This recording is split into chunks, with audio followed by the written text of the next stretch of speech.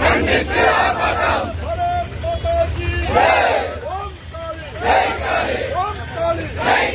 ஆர்ப்பாட்டம் இது ஆர்ப்பாட்டம்.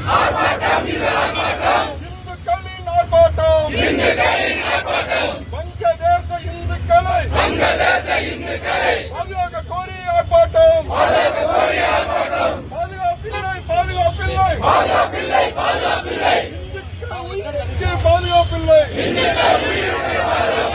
மாணவர் போராட்டம் என்ற பெயரிலே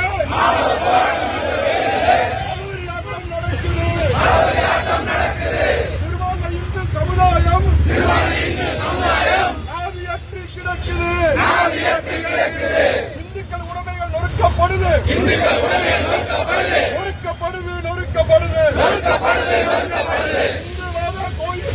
இந்து மத கோயில்கள் தகர்க்கப்படுது.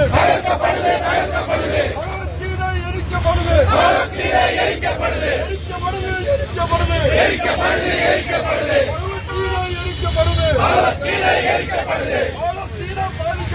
பாலஸ்தீனம் பாதிக்கப்பட்டால் குரல் கொடுக்கும் கூட்டமே இந்து மக்கள் தாக்கப்பட்டால்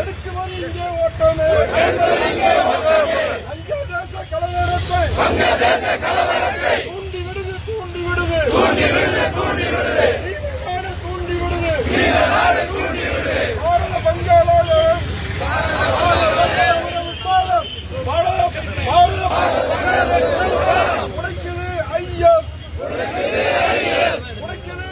பயங்கரவாதம். நீதி வேண்டும். வங்கதேச இந்துக்களுக்கு நீதி வேண்டும்.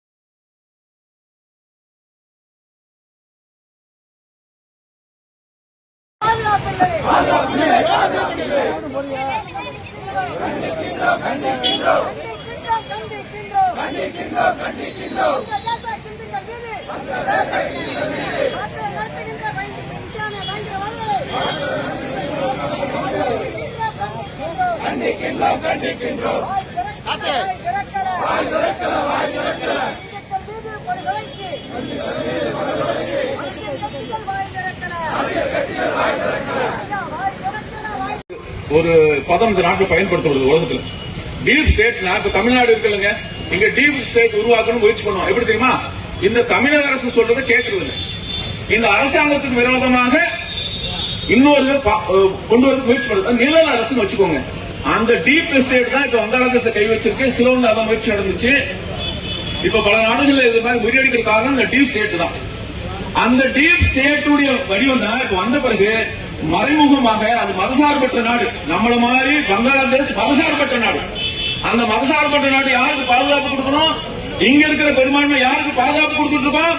இந்த திருவிழா அத்தனை பேர் இருக்கிற சிறுபான்மைகளை யாரு பாதுகாப்பு கொடுத்துருக்கோம்? இவ அத்தனை வியாபாரத்துக்கு யார் வாங்குறோம்? இவெல்லாம் இந்த நலமா இருக்கிறதுக்கு யாரு காரணம்? இந்துக்கள் காரணம். ஆனா அங்கே நீ பாதுகாப்பு கொடுக்க வேண்டாமா இந்துக்களுக்கு? இந்த நிலைமை நீ நினைக்கிறிய? இந்த நிலைமை எல்லா நாடுகளும் எல்லா பெரும்பான்மை நினைச்சா என்ன ஆகும்? இந்துக்கள் மற்றவர்கள் ஓடாது. ஆனா இங்க இருக்கிற அரசியல்வாதி அத்தனை பேர் சேர்ந்துட்டு அதுக்கு குரல் கொடுக்காம இருக்கிறாங்க. என்ன ஓட்டு? எதுக்கு ஓட்டு அரசியல்? தமிழர் அங்க தமிழர் இருக்கான் சிலோன்ல, மலைவாழ் தமிழர்கள் நம்மளோட இணைஞ்சவங்க. ஆனா அங்க இருக்கிற மற்ற தமிழர்கள் பூர்வீக தமிழர்கள். அந்த தமிழை நம்ம நாட்டை ஏத்துக்கிறது இல்லை. அவங்க சிலோன்ல இருக்கக்கூடியவங்க.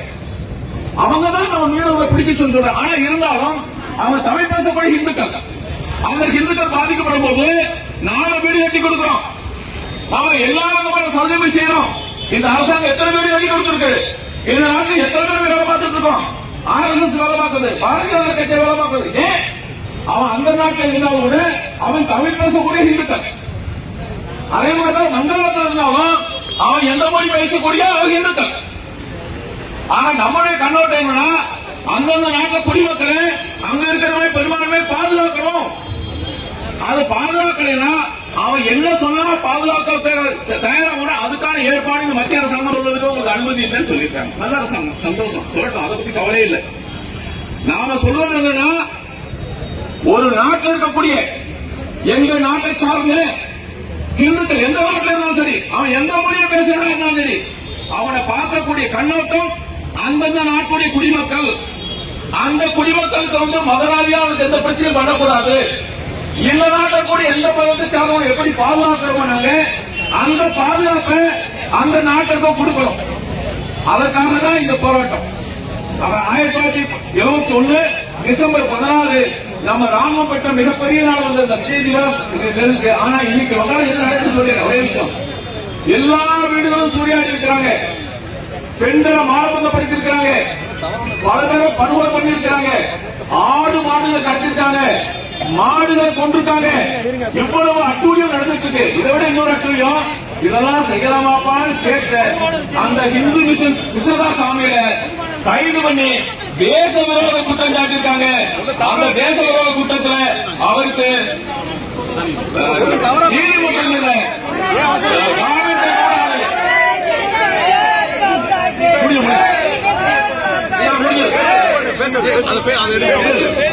அந்த சாமிக்கு நீதிமன்றத்தில்